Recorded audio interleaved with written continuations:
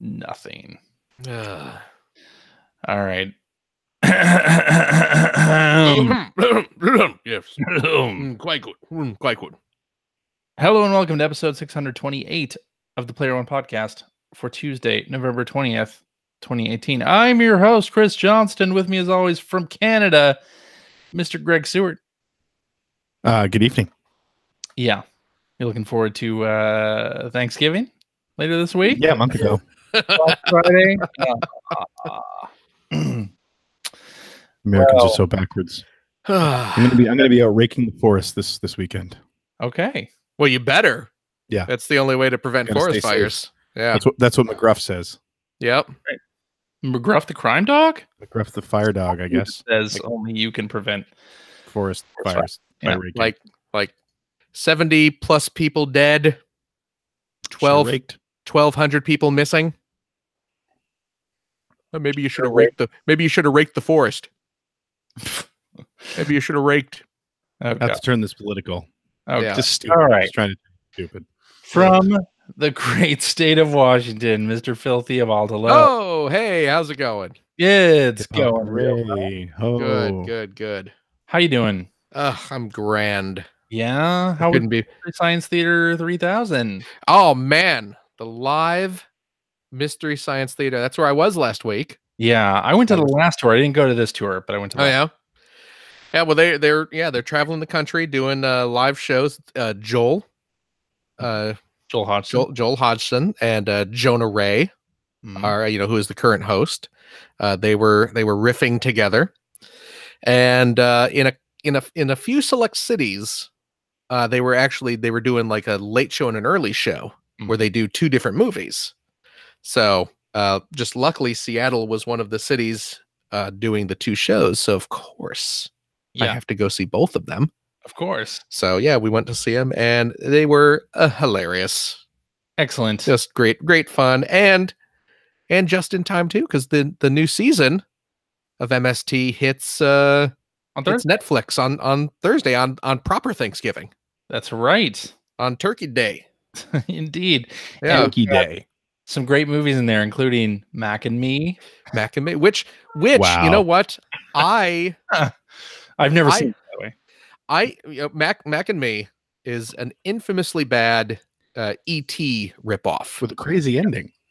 Yeah. Yeah. That came out in like the mid 80s, maybe mid to late 80s. Yeah. I had not seen it. I'd seen clips, obviously, of it, but I did not, because even back when I was a kid, Yeah, I you saw knew it was previews for dog it. crap. It looked, Yeah, and I was like, oh man, this Yeah. looks like E.T. if E.T. was terrible, well, it looked like a big McDonald's commercial. which it is. Yeah, which apparently it is. Yeah. But you know what? Last time I was in Portland visiting my good pal Bill Mudron, Mhm. he has a podcast called Tardy to the Party. I'm aware of it. Yeah, where he and his co-host watch movies and TV shows and stuff that they have, pop culture artifacts that have slipped through their fingers over the years. So they watch them and kind of comment on them with fresh eyes. Mhm. And at the time, they just happened to be doing Mac and Me. So Excellent. Bill was we're sitting there putting together his Millennium Falcon, his Lego Millennium Falcon, and he's like, hey, I got to watch Mac and Me for my podcast. You want to watch it? And I'm like, you know what? Sure, why not? So we watched it straight, without anyone riffing it. And yeah, boy, that movie's bad. Yeah. It's not I've good. never So seen it, but I'm I've seen ve- the ending. yeah, I'm very excited to see it with Yeah. the MST treatment. So Yeah, and I think we talked about this when the last season ended, but I was a part of the Kickstarter of that right. season, Yeah. and I backed it thinking, I'll back it for the support, but yeah, I don't know if it's not going to be good, that's fine too. Right. Ended up being my favorite season. It's really good. It's The so good. New MST. I will say that I know there are some critics There are critics, yes. who have said that, especially early on in that last season, Mhm. where they were kind of rapid firing the It's quips. super fast. Yeah. Yeah. Yeah. They didn't let the you got to leave the riffs, room to breathe. Mhm. And it seemed to get better as the season went on. And certainly the live show, both live shows were very well paced. Yeah. So if the It new was the same- season, Yeah, it was the same. Last life. if the new season reflects the live show pacing, I think it's going to be top notch. So Excellent. Yeah. Cool. you know what though, and I know we're a video game podcast, Yeah. but I'm gonna complain about this real quick. One Hard of the to tell. movies, well, All the political talk and Mystery Science Theater. so one of the movies they're riffing is a movie called Atlantic Rim. Yes. One Which of the Asylum ripoffs of. Yes, it's and obviously a Pacific Rim ripoff done by the folks at Asylum, who they're the people who do like the Sharknado movies, I believe. Yes. Okay. Yeah. I think they did, but they've done a lot of ripoffs like that. Right. I think they're Transmorphers is one of theirs. Yeah. But it seems like cheating to riff an Asylum movie because Asylum movies, they're trying to be bad. You know, that's the whole point of the Asylum movies. Yeah, is that's a good point. they are aware that they're doing crappy, cheesy ripoffs of popular movies. They know their dialogue's hokey. They know they have like Z grade actors. So it's almost like one of the guys from Naughty by Nature is in Atlantic Rim. oh, is that right? Come on. Is Tara Reid in this? Tara Reid's in some of their movies, I believe. Yeah, she is. Yeah. You're right. But it's like, that seems that's low hanging fruit, you It know? It is, but I'm fine with it. I'm fine with it. You're going for movies that are supposed to be bad. Uh-huh. So I don't know. But I'm still looking forward to it. So me too. Yeah. All right. Should we talk about some video game stuff? Why? I don't know. Why bother? I think we're doing pretty well so far. I think we are too. So Sony. Uh-huh. We got some E3 news here. Sony is not going to be attending E3 in 2019, and they're not going to do a press conference. They're not having an offsite event. They're not at the show at all. Oh yeah. Yeah. That's Sony, man. Go big or go home. It's not that like that half-assed. I'm leaving the show, but here's our offsite event happening at the exact same time nearby. Yes. It's like nope, done. So no PSX this year. Yeah. And we're getting no E3 stuff from them either. Yes. I think we'll hear that there's a PSX next year, though. Or it'll be at a different time. It won't be in December. Yeah. Like it'll be in the spring or. Oh yeah, no, I won't be right at the same time as E3, but that's what I'm saying is I think you'll get an announcement early in the year that we're going to get one at a different time. Yeah. Buddy of mine was here today, and he was saying that he thinks that's pretty much confirming that they're going to announce a new console next year. In 2019, they just want to announce it later in the year rather than at E3. Yeah. It makes sense. That would make sense. Yeah. Yeah. I mean, it's getting close to time for a new console, so it is, especially if you have not upgraded to the Pro versions of the PlayStation or the Xbox One X. Yeah, right. Which I have not. Yes. So yeah, I guess we'll see how all this goes. Is this the first step towards the death of E3? I think the first step was that's EA left, and that's also true. Yeah, and I don't think it helps. I don't think it helped that Nintendo canceled their live event. Yeah, and did a video instead. Yeah, but they do Treehouse Live from E3. That's true, actually. Yeah, so I guess they're actually doing more stuff. They could totally do that. They don't need to be at E3 for that. Yeah, that's the thing. I mean, yeah.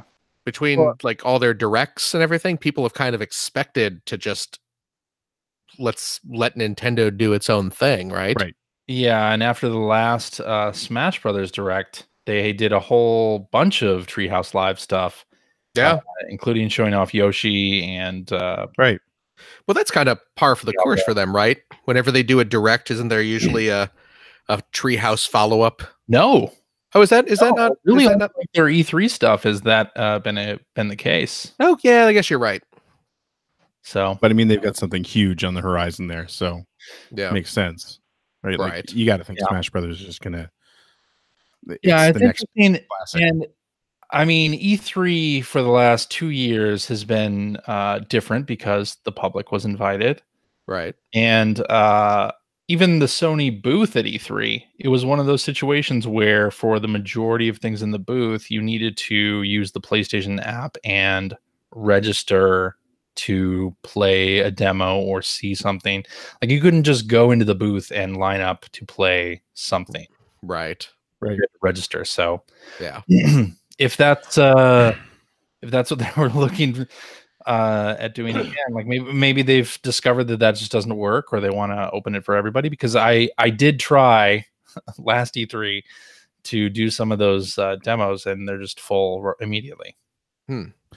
Yeah, well, I wonder with it being open to the public now, that as a publisher, you have to wonder, like, does it make sense to support this anymore? Because it turned into this weird hybrid show where Yep. it was a public show but also still a trade show. And I mean, as far as the industry side of it goes, it feels like you've got GDC Mhm. for a lot of that stuff, and then you put on something like a PSX, and on top of that, where almost everything is done, like face-to-face interviews you can do via Skype or Google Hangouts now as well, and it's not what it used to be. It doesn't need to be what it used to be. And then you've got this weird mixture of that and sort of a partially client-facing event when you've got a lot of other client-facing events all over the place all year long. You've got a lot of public-facing events elsewhere. Right. You got, That's what I meant. Yeah, public-facing events. well, you got So- like 4 PAXs if you count Right. Australia and South. You got Gamescom, you've got Comic-Con, you've got E3, you've got Exactly. a lot of public events. You got Paris Games Week, like a lot of things going on. So, like, if you're where E3 feels like it's sort of half of one and half of the other, is there any point? Like, why not just go all the way in one direction or another at these other events that are already super successful? Yeah, and if the trend is towards not announcing things so far away from their potential launch, maybe Mhm. maybe it makes sense to not have to adhere to the schedule of E3 and kind of pick and choose which events you're going to go to and announce those things when they're ready, when they're a few months off, instead of listening to Last of Us 2 news for 3 years. Exactly. Yeah. I'm excited for that game, but I kind of just want to play it. I don't want to watch like a million trailers for that game. So, yeah, agreed. Cool. All right. Other 2019 news. Apparently, Microsoft is working on a version of the Xbox One hardware that does not have a disk drive. A diskless system. Diskless system. Yeah, it's true. This Xbox man has no disc. There you go. We were all waiting for it. And there it is. There's the episode title. Yeah. So as part of this, which was reported by Paul Thurrott, who's like a noted Microsoft pundit, right? He's like your Jason Schreier of Microsoft rumors. As part of this, he details a disc to digital trade-in program as well. So if you're a previous Xbox One customer and you want to go all digital, you'll be able to trade in your disc copies for this new hardware. Yeah, that's an interesting angle that nobody has tried. Well, didn't Sony have something like that for the PSP and the Vita? Or PSP and the PS Go? Into, and then they didn't. I'm sorry, you cut out every time. Every time I talk, I cut out. No, but go ahead.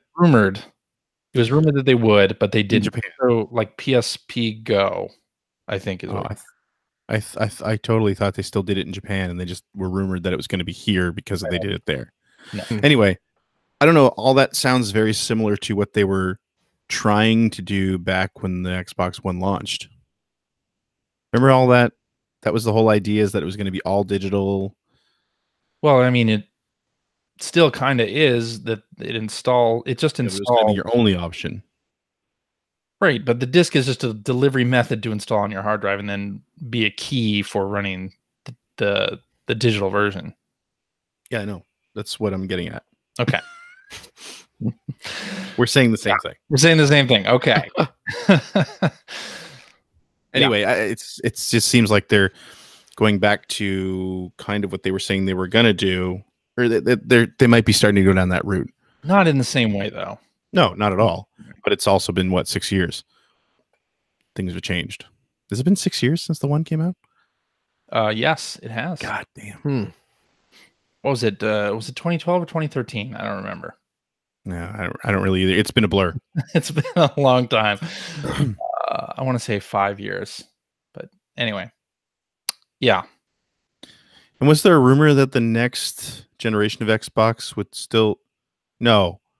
What was it? There was some rumor that there's going to be some crossover between the Xbox One X and the next generation of Xbox. This article that mentions the diskless Xbox One says that this is not like the next generation of Xbox. That's also continuing development. No.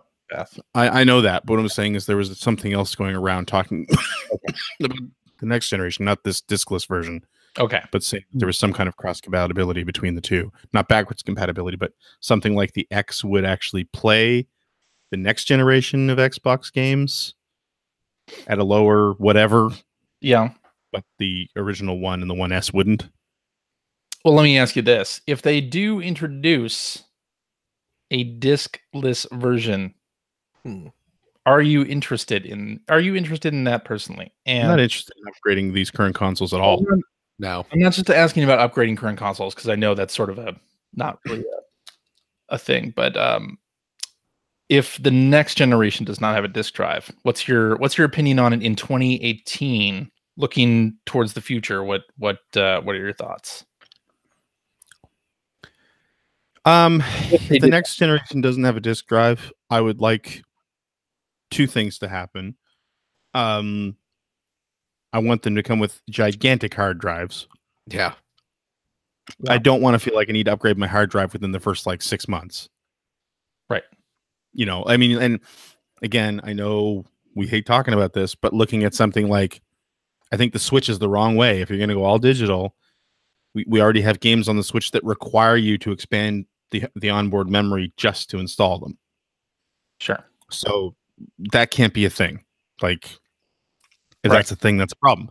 And the other thing that I would like to see is something along the lines of what Microsoft was saying they were going to do 5 or 6 years ago, which was there would be a possible way to trade in digital copies of your games. We never got the full details on because they switched tactics immediately. Yeah. But if they do that, then sure, why not?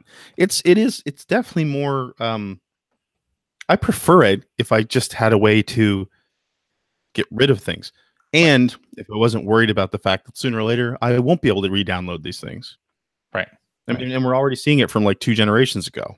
The Wii, the eShop is, you can't buy anything now, and I think we're close now to the point where they're completely shutting it down. So anything you did buy that you don't have downloaded, you're just not going to have. Right. Period. And that's no good. Yeah, I agree. But it is the way it's going to go. So whether it's good or not, that's what's going to happen. It's a little easier also with, I don't know, I don't think you have had to transfer your games from one machine to another. On the Xbox anyway, it allows cloud saves, obviously, and it synchronizes your progress, even cross-platform. And if you play Forza on the PC or Sea of Thieves on the PC and you play it on the Xbox, your progress is synced always. Doesn't matter if you're reinstalling something or not. So I could see that even if the console, even if the machine you buy out of the box has a 1 terabyte hard drive, you could still deal with that in a decent way. Yeah, I mean, depending on how big games get, I would hope they're not going to get that much too crazy big. But yeah, if it comes with a 1 terabyte hard drive, you'd probably be fine. And already the PlayStation 4 and Xbox One, both, you can expand storage with external hard drives. So and I still think that needs to be an option. Obviously, they'll continue doing that next time. Yeah. Yeah, for sure. I just don't want it to be. It feels like it. I don't want it to turn into a thing where it's like, the limited onboard memory isn't a problem because you can expand it. It's like, no, don't make me feel like I have to, but Mhm. give me the option. Right. Hmm. Alrighty. Let's talk about this. So Telltale Yes. Never heard of them. going through bankruptcy, Mhm. and some of their older titles. Is it just some or all are being removed from storefronts? It's a lot of them. It seems to be maybe going in waves. Okay. 'Cause, like, well, some of their stuff has been removed quite some time ago. What was it their poker game? Oh yeah. It came out with? Not at the inventory. Yeah, that had like we had like the Team Fortress people in it, and it had like I think Brock Sampson from Venture Were the Brothers. Penny Arcade guys in there too? Yeah, I believe. Yeah, I believe so. Sam and Max maybe were in it. Probably. I don't remember, but yeah, I think that got yanked off some time ago. The Wallace and Gromit game got delisted quite some time ago as well. And yeah, now it seems like some of the more modern stuff, certainly the Walking Dead games are all gone. Yeah. Or at least they're getting harder to find. You can't buy them on Steam anymore. I don't think they're on like Humble Bundle. They're gone from there. I think like PSN is removing them and stuff like that as well. You think that though the production company or the rights owners for The Walking Dead, they were talking about making a move to get the series finished. So I wonder if they reacquired all the rights in general. That could and be. Maybe they'll re-release them themselves. I hope so, because they're really good games. Yeah.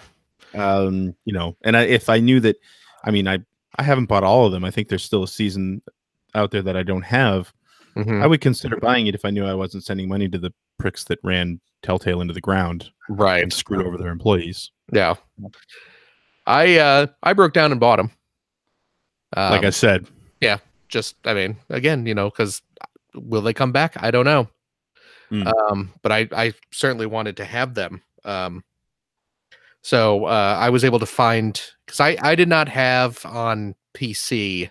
I had the first 2 seasons on PC. So I picked up the Michonne I spin-off. think that's the one I don't have. And then season 3, I guess it's season 3 is the New Frontier. I think that's okay. I think that's what they Isn't call that Star Trek 5? That's the Final Frontier. Oh, sorry. Wait. No, I think 5 is Yeah. Generations. I think 6 is Final Frontier. Yes, you're Yeah. right. That's the one with the Klingon 5 ambassador. isn't Generations. Huh? 7 was Generations. Was it? Yeah. 5 was the Final Frontier. 4 was the Star Trek movies. There was Star Trek. There was the Wrath of Star Trek. Khan. Star Trek 5, The Final Frontier. Oh, so I was right. Huh? No. Yeah, you said Wait. 6 was the Final Oh, Frontier. I said no, 5. you're right. No, you're right. No, you were right. I was I know. wrong. 6 is Undiscovered Country. Undiscovered Country. That's the one with the Klingon And ambassador. then 7 is Generations. 7 is Yeah, that's right. Because What were that's the other ones?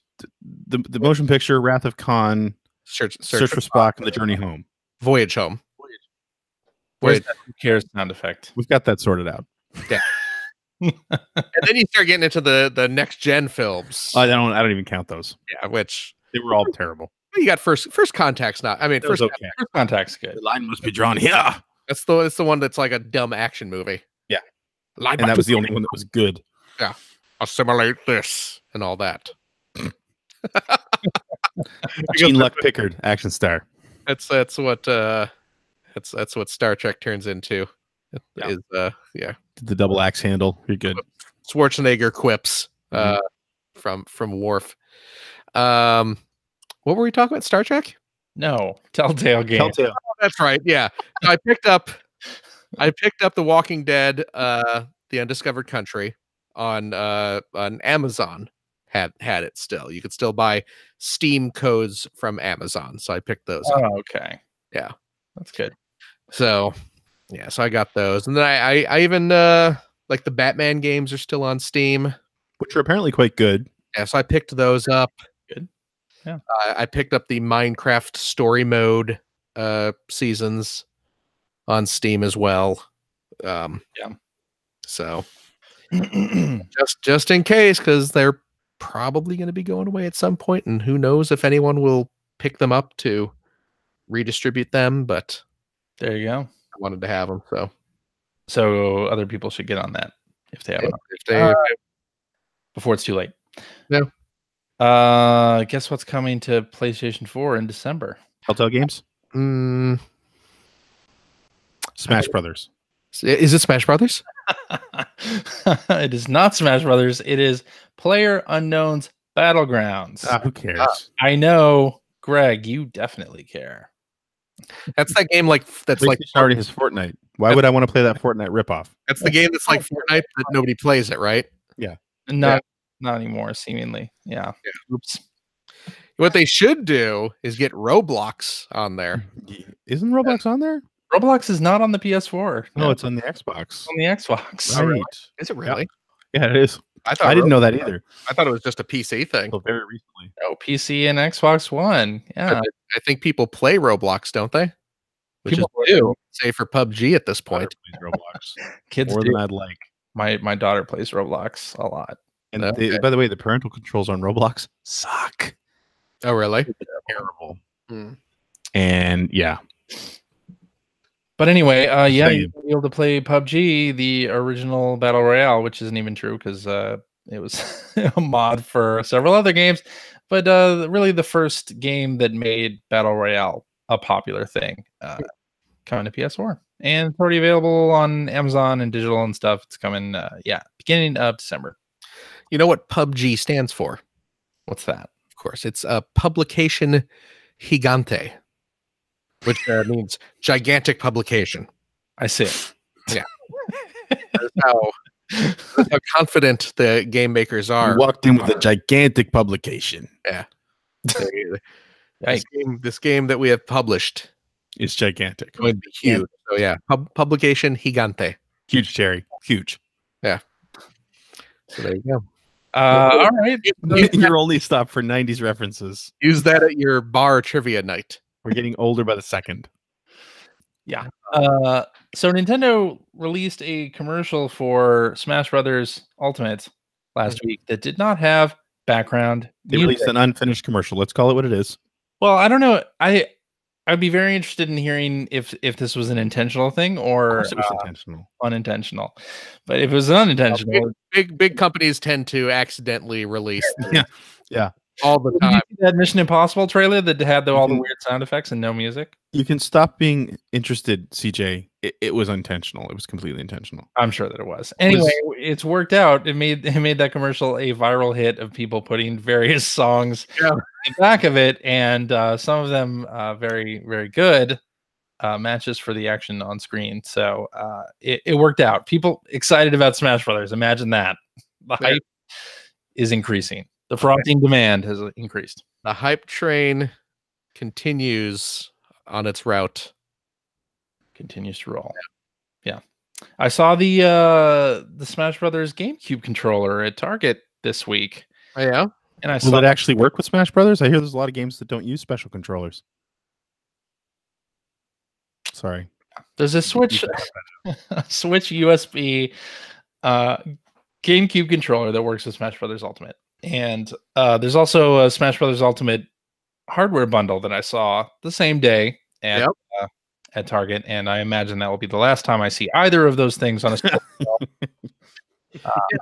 I've seen the Smash Brothers Switch bundle at Target as well. Mhm. Yeah, because it has the themed dock with Smash Brothers artwork on the dock, and it's very amusing to me. I think this is I don't know if this is the first time this has happened ever, but it's certainly the first time I can remember this happening, where you have a bundle that includes a game where there's a warning on the front of the box that says, this game Doesn't come out for a month. the game will be playable upon release date or something like that. Right. Yeah. They're selling a bundle for a game that is not out yet. Which Yeah. has that Ballsy. happened before? I can't recall. I want to say it hasn't, but I mean, we've gotten to the point where bundled games are download codes so Yeah. frequently now that Right. Well, I that's feel like it probably should have happened before. yeah. Yeah, but I don't know. The Star Wars Kenner toys, where it's like, here, take this collector. Yeah, here's a cardboard box. Here's a cardboard box. You're gonna play with something. Yeah. We will No, mail I mean, action figures when they are available. it's smart. It makes sense, right? Because I mean, Black Friday's coming. Yeah, And I know not that these are going to be on sale in any major way on Black Friday, but people are doing their Christmas shopping now, so Yeah. Right. you'd want to get it in stores. So that makes perfect sense. It's you know, why not take advantage of the fact it's downloadable, and 90% of people that buy it aren't going to open it until December 25th anyway. that's a good point. Although if they're smart, they'll open it December 24th and do all the updates. Yeah. And Yeah. that would be definitely very smart. All right, and I guess we can just wander right into what we've been playing. Meander, Meander on in. like we All have right. been. Yeah, Phil, you want to start us off? Well, let me tell you. I've been playing a new game for the Switch Uh-huh. that I am technically not allowed to talk about. Super Smash Brothers. No, it's not that one. So let's What other games are coming out on Switch? let's go to a different topic. Okay. The rest assured, I am enjoying this mystery game. Pizza Titan Ultra. Zelda's biggest fan in the chat. I'm not that I'm not able to talk Game about. climbing back to the top of Of the yarn. Yes. Yeah. You know what? Someone in our chat pointed out earlier that behind me I have what appears to be a laundry basket filled with stuffed animals. That's Finn's sadness pile. Yeah. You know what this is? Let me It's a laundry basket full of stuffed animals. We already know that. It's a laundry basket full. Not just a laundry basket full of stuffed animals, though. This is Finn's Pokemon plush collection. That's cool. Finn has a crap ton. And why is it in your room? Because he dragged it in here when he was playing with Oh, it earlier today. I thought it was some kind of punishment. No. Okay. I did not. You don't punish your child. I do not. Well, I did not take away his Pokemon plushes this day. You can have them back when you're finished with the game. Good. Get good. Complete started him on the Game Boy version. Complete the Pokedex and then tell me. Yeah. Tell me if you're worthy of having these. Every time you catch one, you can have the plushie back. Hey, Right? Ah. Yeah. bad That's idea. a little parenting tip for you. That's pretty good. But put a time limit on it, so you just drop one into the shredder if he doesn't catch one in time. Oh my god, that is horrible.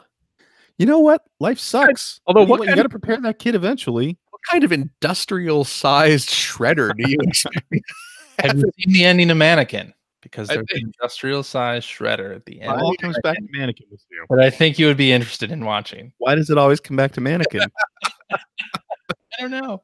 It just does. Oh man, my shredder can maybe handle 5 sheets of loose leaf at once. I don't think it could handle Yeah. a plush or Kim Cattrall.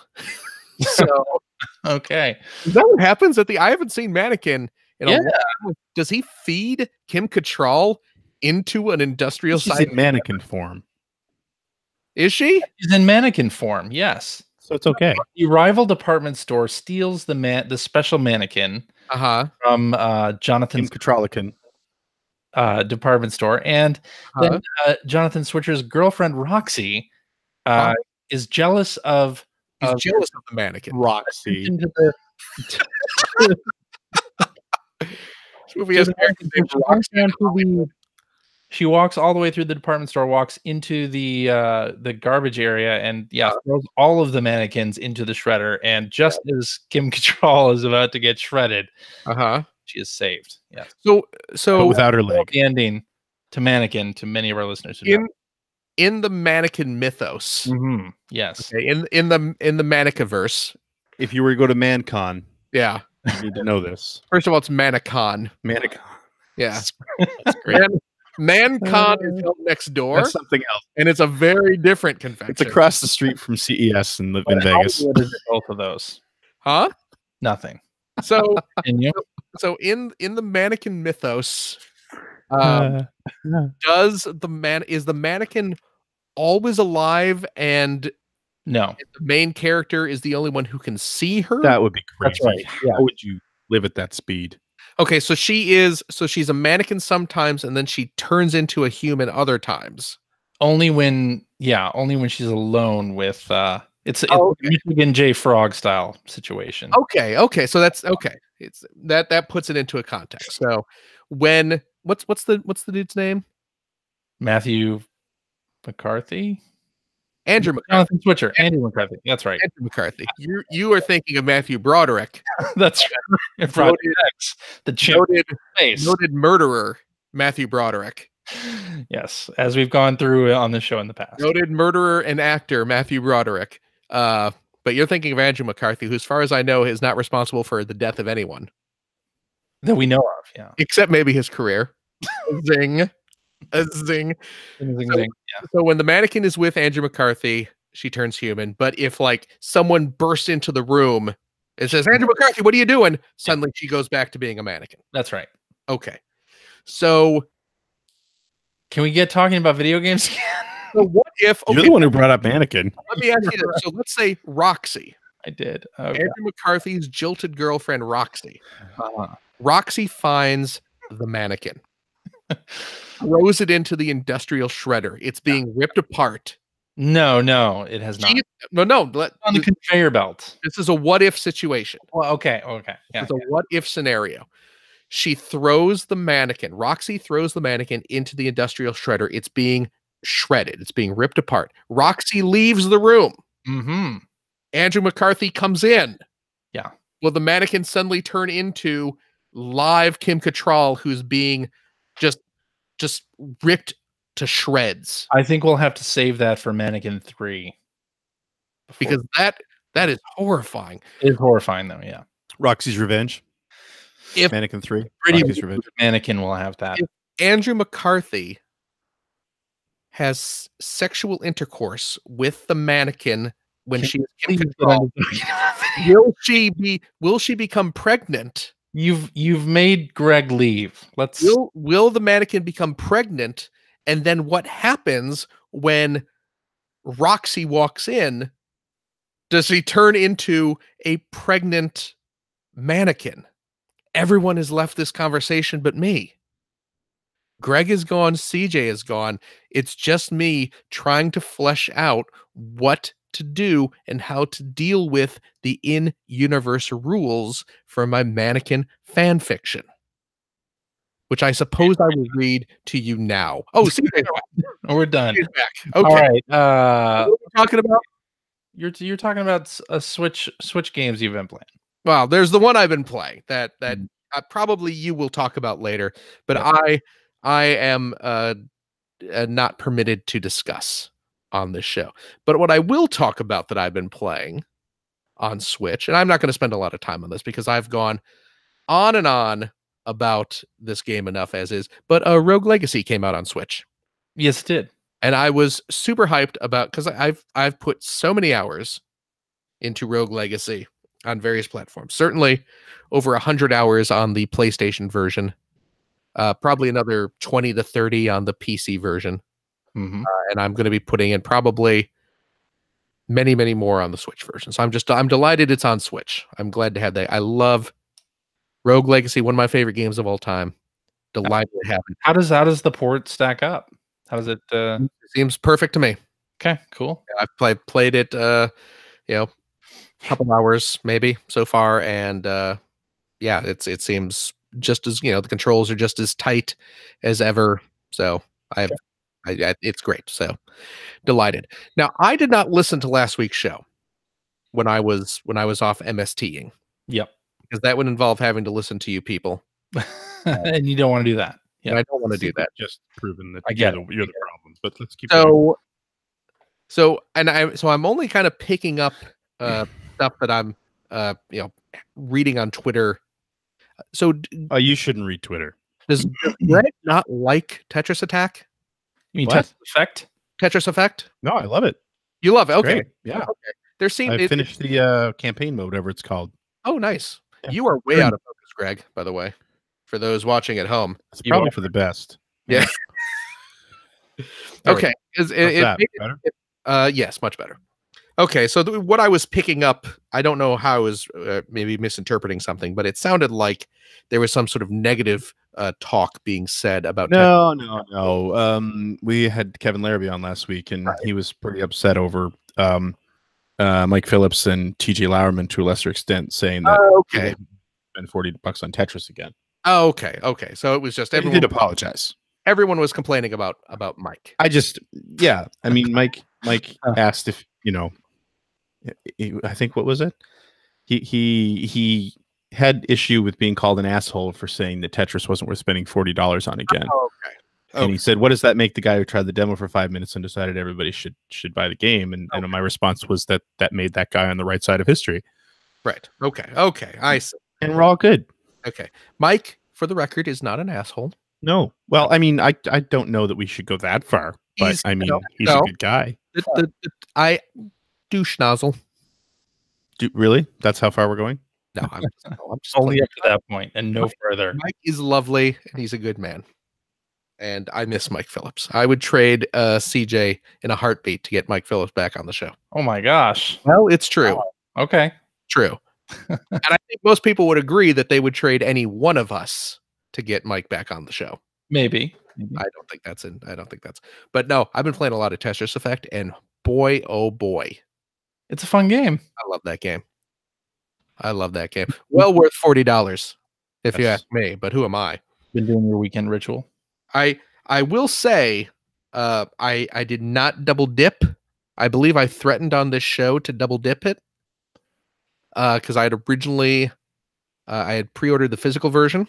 Yeah, because I from playing that demo, I was convinced that I kind of want to have the physical version of this because it was so great. I was having such a blast with it, but I'm also very impatient and wanted to play it like the second it went live. Yeah, which was the day, technically the day before its release at like 9 p.m. So I broke down and bought it digital, and then said, you know what, I'm going to hold off. I'm not going to spend another $40. Actually, it was like another $30 because I was getting it through Best Buy because I still have their Gamer Club unlocked. But I was like, you know what? I'm going to save my money on the physical version because probably the physical version at some point will go down in price, and I'll probably pick it up then. So right now I'm just doing it digital. But geez, I love that game. I still need to do the last wing of the campaign mode. I suck. I had to knock down the difficulty to finish campaign mode. Did you really? Oh, yeah. I've realized that when I get to about speed level 10, yeah, I'm holding on for dear life at that point. Yeah. I've been playing it on normal so far, and I've done pretty well. So I made it right to that last challenge. Okay. And then I knocked it down. I'm gonna see what I can do because I'm really digging it. What's that? I want to say too, like one of the things that I don't think is getting talked about enough, or maybe it is, and I'm just not following it, but the different modes that they've got in there are great. There's some really interesting stuff in there. There's one that I was playing today as part of the weekend challenges that they have for the community, right? Which was I think it's called the all clear mode, right? Yep. Have you tried that yet? I don't think I have. Which one is that? It's pretty neat. So basically what it does is it presents you with a well with some garbage blocks in it, right? A bunch of broken lines.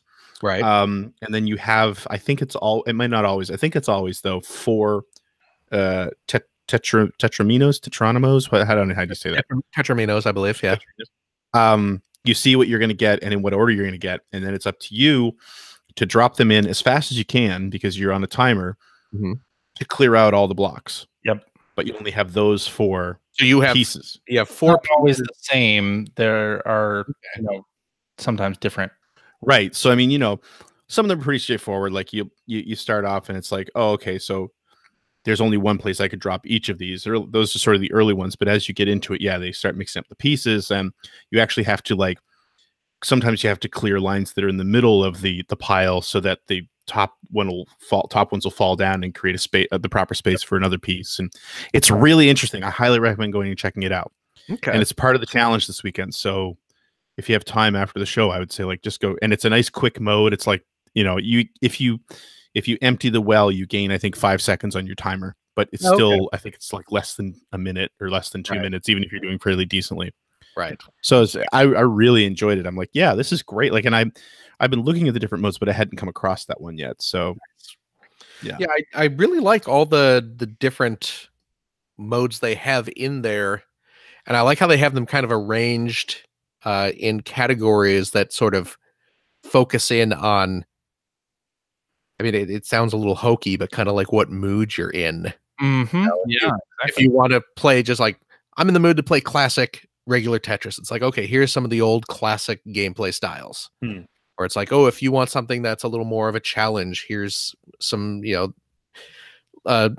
levels that have more difficult tasks, or they throw kind of the weird stuff in, like flipping the board upside down, or kind of, blocking pieces or whatever like that is. Or if you just want to have like a nice relaxing game where you just are kind of kicking back and enjoying the organization and the music and the visuals, it's here's a mode where you can do all that and you don't have to worry about getting a game over. It's just play what you want to play for as long as you want to play and just have fun. Yep. I'm like, yeah, I dig that sort of mentality in the game, and I think it's beautifully done. It really is. Yeah. And again, it's like, as I've said before, it's like, man, this is what Lumines would be like if Lumines had a good game attached to it. Can't agree more. Yeah. The other thing that I discovered today, and only because I finally bothered to go looking, is finding a way to start the well a little closer to the camera. Yeah, you can do that with the left stick. No, I know you can do it with the left stick, but I think there's a way to actually set it to default to be closer to the camera. Oh, really? Okay. I'm pretty sure, in the options screen, which I was so happy to find because it starts way too far back. Yeah, and when you get into those higher levels, when you're dealing with really high speed drops, finding an instant to to zoom the camera in. Oh yeah, you can't do it. Tough. Yeah. So yeah. No, that's awesome. Yeah. So I've been playing quite a bit of that. And talking about like the Telltale stuff lately. Of course, Telltale kind of hit it big, when they first kind of burst onto the scene back in the day by picking up the Sam & Max license. Mm-hmm. Oh yeah, right. They that was kind of their first, not necessarily their first game, but I'm pretty sure breakout. It was kind of their breakout game. We got the. Well, I mean, wasn't Telltale originally a bunch of ex-LucasArts folks? I believe you're right. Yeah, I think you're right. Yeah, it's like, we're a bunch of former LucasArts developers, and we got the rights to do Sam & Max, so we're going to be doing some follow-ups to Sam & Max Hit the Road, and that kind of put them on the map. And a couple days ago, the original Sam & Max game, LucasArts' Sam & Max Hit the Road, I need to grab that, came out on Steam. Never. All right. It. And it's like $4. I think that might be an introductory price. But certainly it's not going to be significantly more expensive than that when it goes. Yeah. Oh yeah, here it is. It's normally $6. It's on sale right now for $3.59. All right. And it is. I'm gonna wait for sale. There'll probably be a bundle at some point with it. Yeah. So, but yeah, I snatched that up the minute I saw that it was available. I absolutely adore the Sam & Max Hit the Road. The Telltale Sam & Max games were fine, but honestly, they were nothing compared to Sam & Max Hit the Road. Just in terms of gameplay, the puzzles, the look. I mean, obviously, Sam & Max came out in like I think 93. So it looks like an old LucasArts game, but I mean, just the animation quality. Which had such a great look. Oh yeah, I mean, the old LucasArts games just had this wonderful style. Yeah, and I mean, the hand drawn animation in this game just looks so much better than the polygonal look of the Telltale Sam and Max games. You know, there's just so much more charm to it. It's got great voice acting, and yeah, just was one of my favorite adventure games from back in the day. Certainly, it was the game that inspired me to buy a CD-ROM drive for my first PC back in the day. The talkie version. What's that? With the talkie version. Indeed, yeah, no, because the reason I bought my first PC back in high school Was homework. No, absolutely not. No, it was for Day of the Tentacle. I made no. I didn't even try to hide that from my parents. It was like, oh no, I'm to write papers on it. Edutainment. I am buying. But what about this copy of Anticipation? No, that's staying sealed, Mom and Dad. Oh, right. Okay. That's going to be a collector's item. Retirement fund. Yeah. No, I bought my first PC, an old 486-66. It had 8 megs of RAM on it to play Day of the Tentacle. And then when I saw Sam & Max was coming out, I invested in an external CD-ROM drive to get the talkie version of that. Yeah, and I believe I that may have been the time when I upgraded the memory to a whopping 16 megs. Why would you possibly ever need more? Well, that's just it. Yeah. With that 100 gig hard drive on top of it. I think my hard drive. I think my hard drive, if I remember correctly, might have been like 300 megs. Wow, you're no, rich no, boy. I, you know, when I bought that PC, I went all out. You know, I was like, if I'm playing Day of the Tentacle, I'm playing Day of the Tentacle on the best possible system I could play it on. So, but Sam & Max, definitely one of my favorite old games, and yeah, I'm glad that it's on Steam now. So, heck yeah, go get it. Alrighty, I've been playing. Well, I've been playing a little game on the Switch I like to call Let's Go Pikachu. Pokemon Let's Go Pikachu. Full title of that. Okay, full title. Pokemon Let's Go Pikachu. Good. And it's a remake, reimagining of Pokemon Yellow with some of the Pokemon Go mobile game mechanics in it as well. And that means in this game anyway, your encounters with wild Pokemon aren't actually battles. They are like, they play much like Pokemon Go, where you are throwing a Pokeball at them to catch them. And then your Pokemon party gets experience points for that, as if it was a battle, but it is not. And then you battle other trainers and gym leaders, and there are some special Pokemon that you do battle with later in the game. But yeah, so I picked this up, and my daughter and I have been playing it. She's mostly been playing it. I have been playing as the partner character, which is another new thing.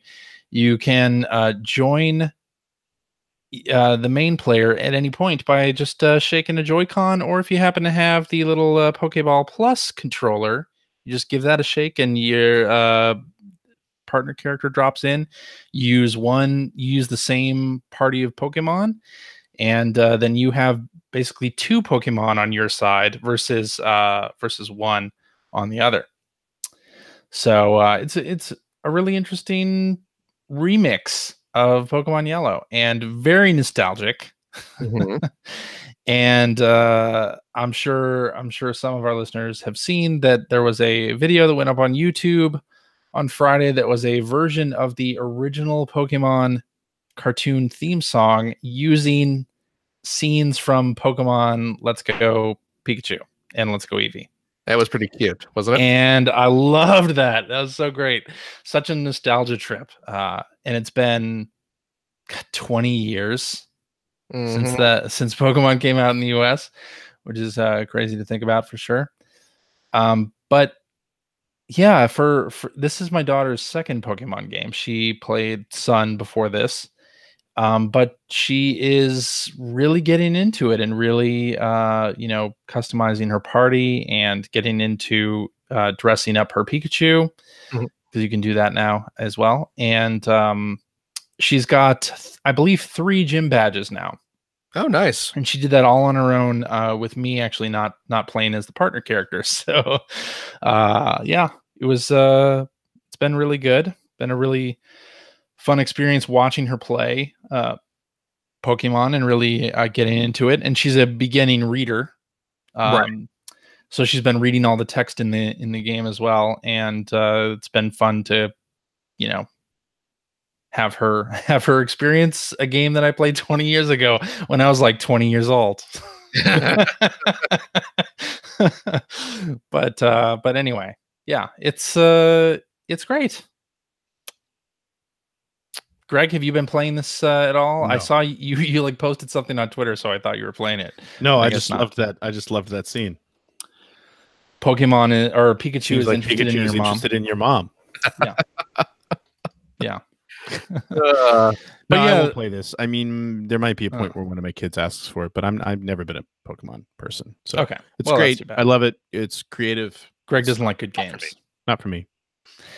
Yeah, I mean they've made some good changes and stuff to this version, including you don't have to switch to certain Pokemon to use special abilities. So like things like Cut and Surf, your main Pokemon learns those, and that is great. And avoiding random encounters, you can do that as well. You see the wild Pokemon wandering around the world, so you can avoid them if you don't want to catch them. It's good.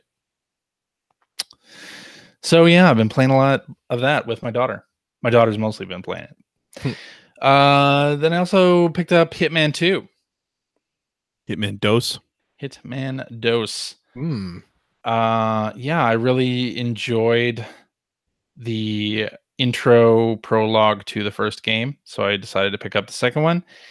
And I think, like I said last week, the game is set up as a kind of Hitman platform, so that all of the previous game's missions are available for purchase. It's only a $20 purchase to get basically all of the missions that were in the first game into the second game, with all of the improvements that IO Interactive has made to the sequel. So I did that. And the way they encourage you to play, then, if that's the way you're doing it, is to play through the Hitman 1 missions first. Like it's one big game. And Hitman 1 is 6 missions, and Hitman 2, I believe, is another 6. And then, like we talked about last week, they're introducing elusive targets, which are time-limited events, and you only have one chance to do the thing. And the first one, you assassinate a character being played by Sean Bean in the game. Huh. So what, like you're saying a character that Sean Bean plays dies? I know, weird, right? Huh. Strange. Unusual. Yeah, so I'm a couple of levels into what is basically Hitman 1. I played the intro level for Hitman 2, which was a lot of fun, and then went back and played the legacy stuff. And I'm having a lot of fun with it. And it is a game where they encourage you to replay the missions and play them differently. Like, there are all sorts of ways that you can eliminate the targets in this game. And they actually, like, once you complete the mission, they show you other ways that you can complete it, and that have story implications as well. So you can like go through the mission another 3, 4, whatever, however many times you want to, and have it play out completely differently. I mean, with the targets ending up dead, but other than that, you know, you're doing it differently. Like, you're setting an explosive golf ball, or you're poisoning their spaghetti dinner and then pushing them off a cliff. Like, it's an interesting game for sure. So I had a lot of fun with that. And then I also played Fallout 76, which is the all online multiplayer open world version of Fallout from Bethesda Game Studios.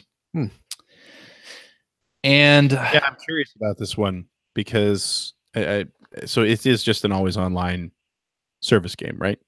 It's a service game. Yeah, you can play it solo, and you can do all the missions and get all the lore stuff by yourself if you want to. But you can also, you're basically playing in the game world that you were dropped into, has up to 24 other people in it also playing. Huh. and you are not always sure if their intentions are good or bad. I have not run into any players that have tried to PvP with me yet. Mostly it's just you're going on a mission, you pass by somebody and you wave emote at them and go along your merry way. Or the map in this game has different events, like time limited events, kind of like Destiny does this. Forza Horizon 4 does this as well. And Forza Horizon, yeah, where an event will start and other players who are nearby will get notified that something's starting, and you can either join it or not. So one of them was this factory where you had to like start up the generator and then hold defend like these pipes and this machinery off from mutated animals for like a 5-minute period, and different waves of enemies would come and try to destroy the pipes. And if you're able to do that, it gives you some cool items and currency in the game. So yeah, it's a pretty interesting setup. It is, of course, a Fallout game, which is a much beloved series, and it's the first time they've done a multiplayer version of that, and it's getting a lot of hate on the internet for how janky it is, and that the gunplay isn't good. Like the gunplay, it's Isn't a first or third person shooter, and it's not Destiny, but the previous Fallout games also were not really like shooters in the same way that Destiny or Halo or Call of Duty but are. Right? It doesn't have to be Destiny or Halo to be good. Is it that it's not as good as those, or is it broken? Like, what are people complaining about? Well, I mean, it's kind of broken. Okay. Let's say cut through the spin there a little bit, but sure. I mean, it's a first or third person shooter where, I mean, the previous games had the VATS system where it would slow down time and you could target certain limbs on enemies. And now, of course, since this is an online multiplayer game, you can't slow down time, like, because it would impact other players. So it's full speed VATS. That sounds awful. And yeah, you can do VATS, or you can just do left trigger to put up your sights or look down sights, and then right trigger to shoot. And the shooting, I agree with the people on the internet who say it's not great. It's not great, but I really enjoy wandering around the world of Fallout and gathering different bits of lore, different tapes that play parts of the story. You'll come upon cabins or houses that have something that happened there, and you'll find a note about the person who lived there or something like that.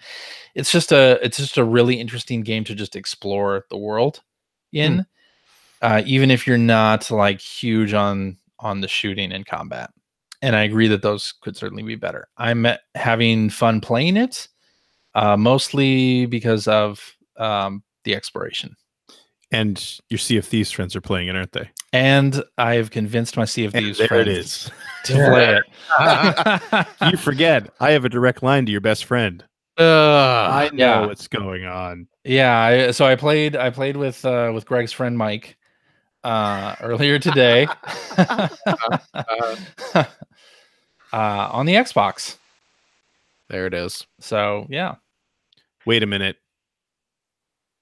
What? He doesn't own an Xbox. Mike. He does now. Anyway, yeah, so we had a lot of fun. Your friend Mike like crazy. I know. We had a lot of fun playing Fallout. Yeah, this afternoon and just wandering around, and yeah, we met some folks who were also doing some of the story missions, and it was friendly. Yeah. But anyway, yeah, I'm having a lot of fun with it. Yes, the shooting is janky. Yes, there are bugs in the game, but I fully am on board with it. I think that Bethesda will address the problems. Like you think that? we'll see. Do you We'll see. really think that? I usually do. do. I They do. usually I do. think they will address the problems, and I'm just really interested in this kind of game. I mean, Sea of Thieves is a very similar experience where it's a big world, and a lot of it comes down to what your interaction with other people is in that world. So I'm into it. I'm having fun with it, and I'm taking screenshots and posting them on Twitter. You may have seen. I've noticed. Yeah. All right, and that's all I've been playing. So, Greg, what do you got? I'm getting over the fact that you forced your best friend Mike to buy an Xbox. I did not force Mike to buy an Xbox to play. I feel like I won't be here next week because there'll be an intervention. Yeah. I play mostly what I've been playing. Played the previous week, so of course played a lot more Tetris Effect. Totally crazy about that. We talked about that earlier. And playing Obra Dinn as well. Return of the Obra Dinn. I think I have like 20 some odd souls identified and sorted out what happened to them. And boy, now I'm really starting to get stuck. But I don't just want to leave. You can leave the boat at any time. I think at this point where I'm at, where I could leave now and the game would technically be over. But now I'm using. I found like this hint guide that doesn't give you the answers, but just sort of says like when you are in these different scenes, you can get a hint to say like, you don't really know enough yet about this person to be able to identify them, but someone's going to reference this incident later on in the game, and that'll help you. So those sort of hints I'm playing around with now. But I'm still just having a lot of fun wandering around there and trying to piece together all the clues because there's a ton of clues in there. So I still have about 40 people, I think, to identify on this little boat. Really enjoying it. Really, really loving it. I also last week, as part of donor request night on my Twitch channel, played Split Second. Again, man, it's a good game, and it's on Game Pass. If you're a Game Pass, you have a Game Pass. Hey, Mike, CJ would like you to get Game Pass now that you have an Xbox. I'm sure you got a free code for a certain probably. amount. So there, you've got it. You should go play some Split Second, man, and Onrush and Forza Horizon 4. Yeah, whatever. Split Second. Yeah. Yeah. So if anyone remembers that, this was by BlackRock Studios, which also did the game Pure. I don't know if Pure 2 ever came out. But Pure, which was a four-wheel off-road racing game, was owned by Disney Interactive, who, of course, shut them down immediately after the game was a critical hit. And yeah, it's kind of like a Burnout in a way. It feels like Burnout when you play it. But the idea is that you build up this power meter to try to destroy the cars in front of you.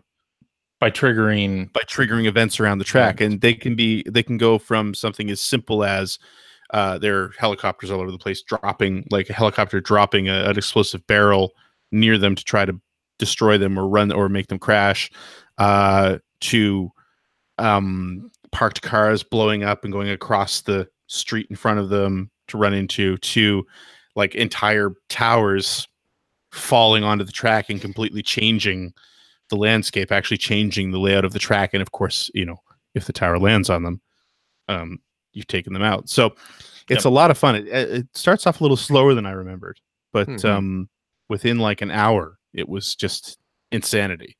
So much fun. That game is so great, and it's damn shame that it needed a sequel so badly. It didn't get a sequel. Yeah, it needed a sequel so badly. Really did. But yeah. Anyway, that's really it. That's all I've been playing this week. I was kind of hoping that Phantasy Star would hit for the Switch. I'm excited to. I think I'm finally going to play through Phantasy Star based on that Sega Ages version, from what I'm hearing. But unfortunately, it wasn't to be this week. So hopefully soon. Yeah, that's it. That's all I got. Alrighty. Well, then I think it is time for tweets. A tweet, a tweet, a tweet, a tweet, a tweet, a tweet, tweet. All righty. Let's do this one from Hacker Alias Mudron. Hey, I know him. He says, "Is Red Dead 2 the new BioShock Infinite?" Yeah. Yeah, probably. Possible. Yeah, where some people Probably. really like it and others really don't. Yeah, I think it's a divisive game that the unanimous critical acclaim doesn't really, indicate.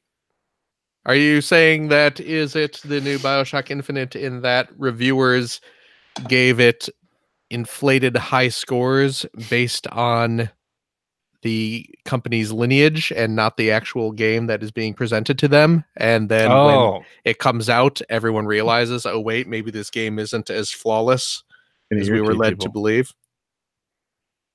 That's true. You know, like if you look on like Metacritic, BioShock Infinite for PlayStation 3 rating 94%, Yeah. Holy crap. Xbox 93%, PC 94%. That ain't right. That ain't right. No. Yeah, you know what? Not Yeah, right. you know what? You're right. It is. This is the But- new BioShock. But do you want to be that one reviewer? If you're reviewing BioShock Infinite, and if you're playing through that game and thinking, geez, this game doesn't seem as good as I thought it was going to be, yeah. do I dare write a possibly negative review about this game and risk being the one person who doesn't like this game while all of my contemporaries give it glowing reviews? You would hope that's not that doesn't come into play. You would hope. But, You would hope, yeah. but Then Mudron goes on and says, "Also, were any of you guys tempted by the $200 Black Friday PSVR deals? I've seen people jerking off like crazy about how good that full seen Astrobot them? game I is supposed to be." Just turn the camera off, man. What? Jerking off like crazy. what's Metron this? said he's seen people jerking off like crazy. Oh, You wow. just need to turn their cameras off. You read it. You didn't even realize what you were reading. If you I didn't realize we were taking this literally. you're assuming you don't want to see that, Greg. Come on. Don't Fair. kink shame Fair. on Oh, I player will. one. We I don't kink shame on player one. That's right. My goodness. Tempted you know, by the Black Friday deal. I'm not tempted by it. I was Because tempted you already by it. have one. I was tempted by it last night. I came very close. I saw Wario 64 posted a Yep. deal. I believe it was Newegg Yep. that had the VR headset, the camera,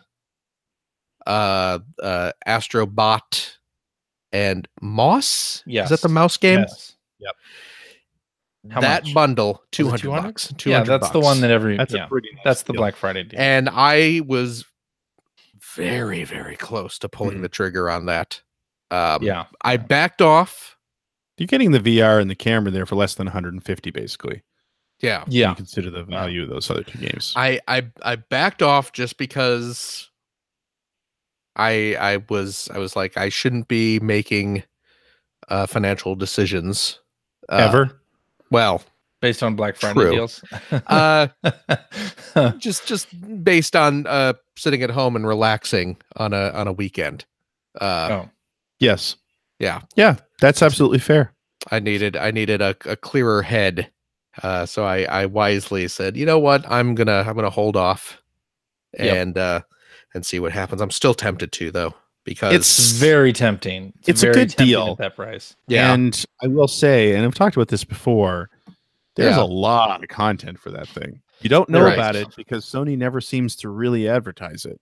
But Yeah. if you Well, go and I on think the VR section of, like, honestly, if you're thinking about this, what I would highly suggest, Mhm. you can go see what's available just by going to the PlayStation Store. Yeah. Right. Go into Yeah, the yeah, VR section, and I think you'll be amazed at how much content is in there. And Oh, there's I'm a sure lot of there is. really good content in there. I mean, I mainly want it Tetris Effect. for Tetris Effect. I also want to play Astrobot because I've Astrobot's heard really good. nothing but good things about Astrobot, and it looks like a game I would enjoy. Um, And of course, Rick and Morty Virtual and Reality. I you know what I was actually going to say, that was my follow up was Rick and Morty Moss virtual. is quite good. virtual reality. Is Moss good? Moss is quite Yeah. good. Okay. Okay. Thumper, that's a great Oh way to no, play yeah. Thumper. I've played the non-VR version of Thumper and can only It's amazing imagine. how much it adds. Oh, I can imagine because it was pretty outstanding out of VR, and in VR seems like it would just be insane. One other thing that I feel like doesn't get talked about enough, and I don't think Sony's done much with this since, but I might be wrong about that because I haven't paid close enough attention. The first, it wasn't the demo disc, but there was the Playroom VR that came with it. Okay. Has some great, where they use the Astrobots a lot, has some great multiplayer games on it where one person is wearing the headset, but then multiple people are using controllers and watching what's happening on the television. Really, really like inspired stuff that I kind of wish they'd gone a little harder for. Like, I would have loved to see multiple collections like that on the system. Unfortunately, I don't believe that it's happened. But yeah, there again, just a lot of really good content for the thing. And not saying, I would say go in and look at that stuff first before you consider buying. Right. Because it might not be for you. And when I'm saying, I'm talking to you, Phil, but also talking to the listeners, right. Might not necessarily be for you. But if you find enough in there that piques your interest, the prices tend to be pretty good, especially if you buy physical, because you tend to find this stuff on sale a lot. And Moss and Astrobot alone are quite good startups. Nice. Definitely. Yeah. It's pretty cool. Alrighty, let's do this one from Hacker Alias Jefferoth, who says, did you have a game as a kid that you would hurry and eat dinner so you could go back to playing? Mine was Sonic 2.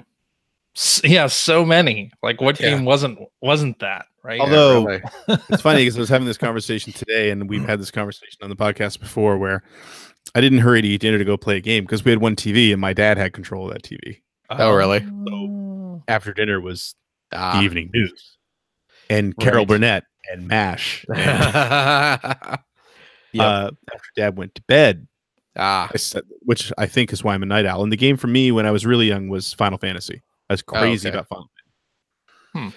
Yeah, see, when by the time like the NES came out, I had my own TV in my room. Ooh, rich kids. Yeah, well, you know what it was when I was in junior high, when I was going into like 6th grade, I convinced my parents to buy me a Commodore 64. Oh, right. Yep. Going back to your previous point, Greg, that it's for homework. Wink, wink. How many Commodore 64s were sold like that? Yeah. Same with in the UK, Spectrum. Same thing. Yeah. So many Spectrums were sold as homework machines. So I got a Commodore 64, which was in my room, of course, and instead of a monitor, instead of just a plain monitor, I got a monitor that also had a TV, or it was a TV that had a monitor mode. There's a little switch because you just the Commodore 64 just plugged in with like TV. AV cables. So yeah, there was a little TV monitor switch that I would flip, and it was like a 13-inch TV. It was tiny. But the side effect of that is that suddenly I also have a TV in my room. And so when I got my NES, it was hooked up to the TV in my room, and even by then, part of the way through, I mean, because I didn't get my NES till 88. So by I was in 8th grade at that point, and the whole concept of like a family dinner had sort of drifted by the wayside. Oh, our family dinner was sitting in the living room. Yeah. Watching news. Yeah. And and honestly, I think at that point, my mom and dad would certainly eat dinner together, and maybe my sister would sit out there as well, but antisocial Phil we weren't allowed to do that. Oh no, Phil took his plate into his room and sat and watched TV while he ate his dinner in his room. Yeah. Boiled rotten. Okay, you know what? Put it this way, Greg. You're not denying it, I notice. Would you would you want to eat all your meals with me? Fair. There you go. There you go. Think about people who had to live in the same house with me. Yeah. Wow. That All does the time. sound Yeah. See? awful. You know what, Wow. Phil? You go right ahead. No, and but go that into was your room. that was one of the reasons why my best friend at the time, Dave, he had a TV in his room. Yeah. And so and of course we didn't have money to go buy lots of games. We rented like everybody. Right. Of Yeah. course. You know, you go on a Friday night after school and you'd rent a game. Yeah. And then we'd hang out at Dave's house all weekend because we could play as long as we wanted, and we'd play all night. You know, that's how Mhm. I experienced most games Yeah. as a kid. Totally. Yeah, I had a 13 or so inch color TV in my room when I Oh, was y'all spoiled, man. It was a while though. It was like Genesis era. The NES was on our TV in the family room, Yeah. but the Genesis, when the Genesis came out, that was when I had a TV in my room. And or actually I think initially it was in my parents' room. So we Okay. had a TV. So we had the NES hooked up downstairs in the family room, and then the Genesis went and was hooked up to my parents' TV. But that's great, right? Because mostly through the day that TV's free. Exactly. And Yeah. even through the news, that's free. Right.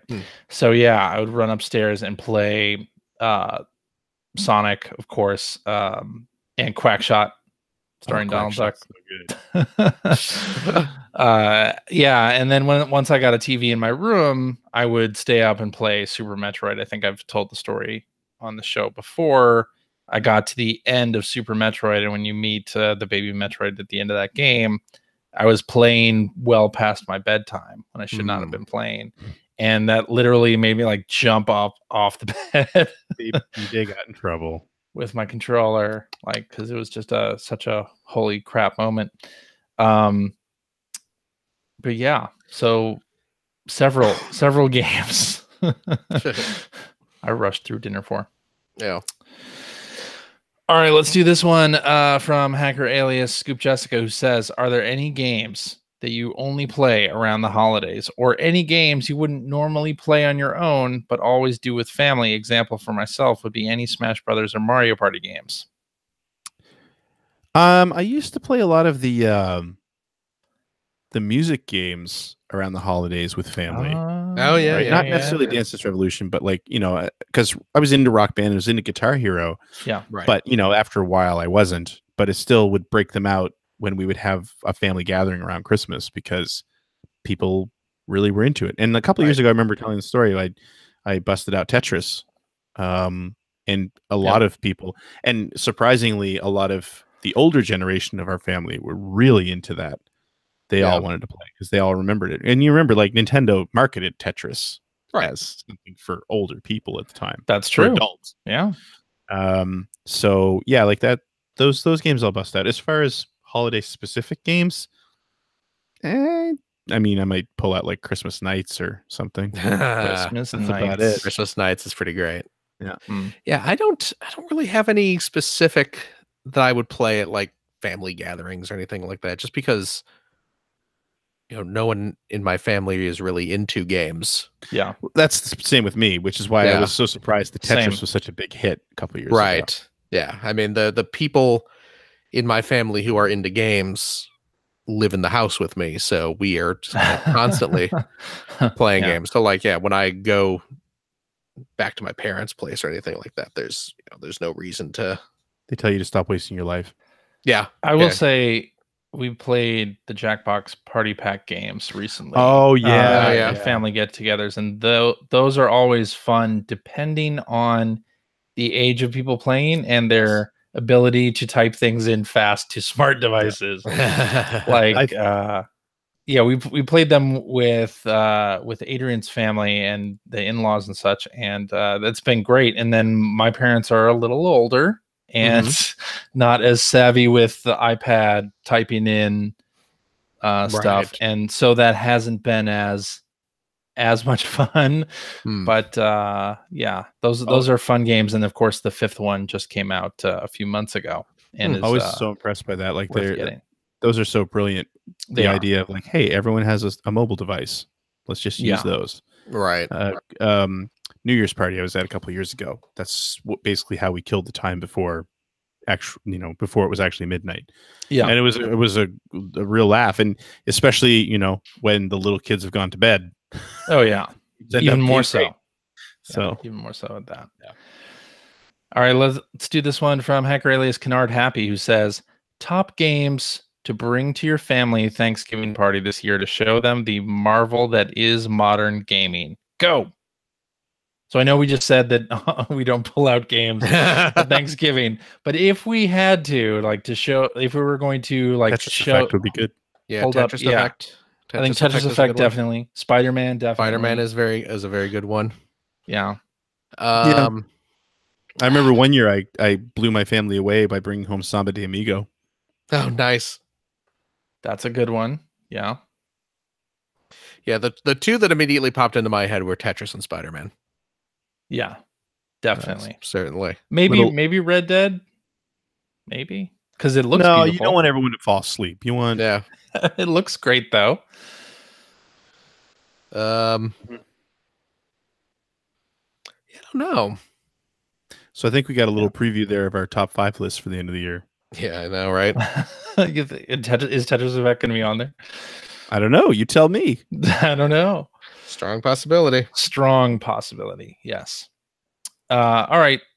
Should we move on, or do you have another one? Okay.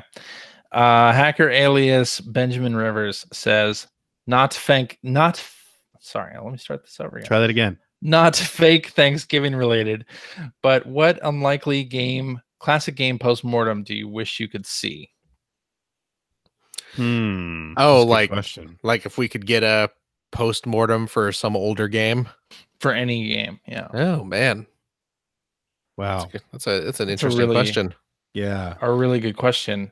My mind goes to, and I think we actually had a tweet about this that I can't find now, but I would want it more on games that didn't come out. So something like Thrill Kill. Right. Which eventually did come out, but I'd be interested in hearing the story about that. And then Robotech Crystal Dreams. We had a tweet about, like, if we ever played that or saw it in person. I wish I'd played that. I did not, by the way. No, I did not see it either. So, what would be a good one to see? I would be interested, I think, in some of the old LucasArts and Sierra games. Like maybe like the first Leisure Suit Larry, or like the first Maniac Mansion. I'd be really interested in hearing. Yeah, didn't they do one on Maniac Mansion? Did they? I want to say they did. Oh, I am not aware of it. Maybe not. I agree, because you're right on the edge of the time when games went from being like a small team, right, working on a big game, to what we have now, growing into what we have now. So those would be fascinating, because you're also sort of really breaking new ground there. Which one of the reasons why, I mean, we already have this a little bit because of the documentary that the My Life in Gaming guys did, but something along the lines like around that multimedia era as well, like they did with Night Trap. Get a post-mortem on that sort of thing. Someone in the chat just mentioned Phantasmagoria. That would be really interesting as well. Would be a good one too. I'm thinking back to which I recommend this whenever I can. There's a great documentary series called Once Upon Atari. That covers a great one. Kind of thing, where they talk to he talks to, it's Howard Scott Warsaw, right, who created E.T. among other things, but he's kind of well known for E.T. now. Yar's Revenge. Yar's Revenge was like probably the best game. But he basically went back to all his. But those are things that do exist. We do have. No, I know that, but I'm just saying. I'm trying to say that what Phil said makes a lot of sense. Like, honestly, anything from early 80s or even the early 90s, just because it was such a different time for development. When you read some interviews from people back then, or like I read a lot of interviews about classic Sega development, obviously for the show, and where it was just a big group of people. And imagine a multi-episode documentary along the lines of that Once Upon Atari, Yeah, but focused on old school Sierra or old school it'd be amazing. Lucasfilm Okay, games, yeah. like before they were even LucasArts, but just Lucasfilm games. Yeah. You know, something like that. I would love to see some of the Yeah. behind the scenes stuff of that. Not only just the behind the scenes. I know they were going a little bit off of what was asked here, Yeah. but not only the behind the scenes of the games, but kind of the stories of working Sure. in those places. Like, I mean, I think all three of us had a chance to meet Tim Schafer on a few different occasions. Right. CJ, you got a chance to work with him. I did. Yeah. And I remember first meeting him and him coming and hanging out at our apartment when we were all still at EGM, where Shane and Greg Ford and I lived. And like, I mean, when Lucasfilm Games started, they were at the ranch. Yeah. Like that, there must be some amazing stories that go along with that. I'm sure. Yeah. Or like we were watching, I think one time he came over, we were just watching movies, and he noticed that I had Die Hard 2 in my DVD collection. And he points at it and goes, "I'm in that movie." Oh, really? And it's like, really? It's like, yeah. And we put it in and we skip to the end. That final scene when they've landed the planes and everything, and they're drawing back to the gigantic wide shot, and you see those clusters of people Yeah. that are repeated. A lot of those are LucasArts games. No employees, way. because they were filming that near there, and they asked a lot of them to be extras in that scene. That's amazing. So like little things like that would be incredible. Is that? I think that shot is a matte painting. It is. Yeah, But those because clusters of people are Right, actual yeah, they're people. like But a lot of repeated or whatever. Yeah. Because when I was at, I mean, you know, I'm sure we've all been to LucasArts multiple times when we were working there. But one of the times I was at LucasArts visiting for work, you know, they give you a little tour of the place, and in one of the hallways there, they had that matte painting from the end of Die Hard 2. Oh, cool. And it's gigantic. I mean, Right. it, you know, floor to ceiling, and you know, yeah, I you know, dozens of feet wide. This gigantic matte painting of the airport, and there's a little plaque. You know, this is from the final shot of Die Hard 2. This is the matte painting that we used. And yeah, so that's Yeah. the one where That's funny. Tim and probably a bunch of the other employees were green screened into. That's great. Yeah. Yeah. So cool. To Yeah. bring it back to classic post-mortems here for a second, Metroid Prime, because Yeah. we heard at EGM that there was a tumultuous Oh yeah, that's development true. process, It's true. Yeah. that it was not looking like it was going to be a good game Right. before it came out. So I'd love to hear about that. Or I'd also love to get a post-mortem of system launches, you know, like the PlayStation 3 Yeah. or the Xbox One, like the from the people who were inside. And maybe we'll never hear some of those stories, but I bet a lot of those stories are really interesting. Yeah. And maybe someday we'll get those, but I'm sure it's interesting stuff. Oh yeah. That's pretty great. All right. I think we're gonna wrap up with this one from Hacker Alias Georgie Boy, who says, "What games are you thankful for?" This can apply to any games coming soon or out already. Mega Man 2.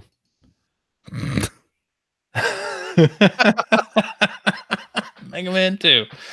All right. I'm very thankful for Mega Man 2. Sure.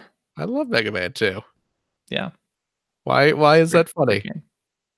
I don't know. It just is. Greg? Talking current year, Spider-Man. Spider-Man? Yeah. I don't know. I find it strange to say that I'm thankful for a game. Yeah. But yeah, sure. Well, if we're talking current year, I'm going to have to Sea of say... Thieves. Yeah, Sea of Thieves. Yeah, of course. And in part just because I've met so many new people, new friends through that game, including my new friend Mike, who's now my new Fallout friend Mike, through Sea of Thieves. Yeah, so for sure, thankful for that. including Georgie Boy. I met Georgie Boy on Twitter because he was bad mouthing Sea of Thieves. There you go. Now he listens to our podcast. So there you go. We had a conversation about it. It was fun, and Georgie's a great guy. All right, I'm thankful. You know what I'm thankful for? What's that? I'm thankful for Pokemon. There you go. Because you know what's paying for that turkey on my table this year? There you go. There you go. No, nothing more needs to be said there. Yeah. All right. Alrighty, and that is our show for this week. Thank you very much for listening. If you have a question for us or would like to comment on something you heard, you can direct that to @P1 Podcast on the Twitters, or you can go to our internet website at player1podcast.com. There you'll find our contact information. You'll find Generation 16 episodes from Mr. Greg Seward. Yeah, still researching the next one. Please go check out the series so far. There are 116 episodes to watch. Whew. All right. Excellent. You'll find show notes and links to the things that we talked about on this episode, and you'll find a link to our Discord server where you can discuss this episode with us and our other listeners. If you'd like to subscribe to the Player One Podcast, you can do so by visiting player1podcast.com or by loading up the Apple Podcast application. You can also head over to the App Store and invest $1.99. Cheap. To pick up the Player One Podcast iPhone application. Gives you one-touch communication with us via the emails, the Twitters, what have you. You also have all of our episodes ready to stream right to your listening device. All 628 episodes. Good God. Ready to stream. Right Yep. to your listening device. And hey, Android telephone users, the Player One Podcast iPhone application is available for your listening device as well for that same $1.99. Also cheap. Right over there at the Amazon Android Marketplace. You can you're on Stitcher, we're on Spotify, you can like us on Facebook, you can I don't know, find us We're other everywhere. we're on Yeah. the internet. There's a lot of stuff on the internet, and we're one of those things. You can also watch us live and check out archives of our show most weeks on the youtubes.com/P1 podcast. And if you've liked what you've heard, and how could you can head over to patreon.com/P1 podcast. Throw a few shekels our way. It keeps the lights on, and it keeps CJ something about Fallout 76. Sure. There you go. Why not? Yeah, we keep CJ. Swimming in radiated water. There you go. There you go. CJ's got to continue stealing Greg's friends somehow. True. We found a nice new way to do it. Yeah. Hey, and if you are a Patreon patron of the $5 or higher tier, you do get access to a top secret after show every week where we play games and joke and frolic around like the Crack wise. crack. Oh, well, maybe not wise. We crack. We crack. There you We crack. If you want to see us crack, go. $5. I want to see CJ's crack. $5. $5. No. If you want to see my crack, it's $7. Well, Because mine's a little nicer. you pay for quality. And quantity, it turns out. As well. You know, It keeps getting more expensive every month. it's not what it used to be. You know, time makes fools of us all. And if you have a couple bucks left over, head over to generation-16.com where you will find the Patreon link to help support Greg Seward's outstanding web series about North America's favorite second banana, the Sega Genesis. Thanks, Phil. And one thing I wanted to mention about that is I just added back in the $5 tier with weekly video updates. Oh, Via video vlogs, whatever you want to call them. people still say vlogs? I don't know if they do. Hmm. I mean, I don't know. What do the kids say nowadays? Sound clouds. The other thing that I did this week that you might want to check out is if you head to Twitch TV /Seward, which is my Twitch channel, funny enough, I have merchandise there now. What? Yeah, you can buy Oh. a shirt, you can buy a phone case, you can buy a mug with the awesome image that Mr. Ben Rivers drew of me. And you can also buy one with the Generation 16 logo, a mug with the Generation 16 logo on it Wow. over there. So please consider. That is crazy. Seward merchandise. Mm-hmm. Well, there you go. Better than the Loving real it. thing. Well, it would be hard to be worse. Mm-hmm. Yeah. Also agree. Also cheap. Wow. Okay. CJ, Yeah. thank you so much Well, thank you, Phil. for all that you do. Gregory, Yo. what is this whole seduce thing? You gotta hang out in the Twitch channel sometime. Is this an in joke? It becomes clear if you hang I'm out looking with at your it. merchandise. Yep. And I'm seeing a mug Mhm. with your ugly mug on it. Mhm. Now, to be Isn't that image awesome though? fair, Ben did an amazing job. it is a beautifully rendered Yes. cartoon image of your ugly mug. Yes. I am not disparaging Benjamin's artistic abilities, which are great. Mhm. I'm disparaging his subject matter, which Yep. is. Still on board. I'm still right there with you. But yeah, it's you. And then in the Sega font it says seduce. It's a nod to my wonderful viewers that show up almost every night. Amazing. That is Mhm. awesome. Yeah. And yeah. Well, I look forward to seeing more lovely merchandise with your face on it. But thank you, Greg, for being here, Thank you, Phil. for seducing us all. Yes. Yes. And thank you to our listeners. And hopefully you will be here next week. And hopefully we'll see you in the after show in just a couple minutes. Indeed. Yes. Bye, everybody. Have a great Bye-bye. Thanksgiving. Gobble, gobble. Hope you had a great Thanksgiving last month.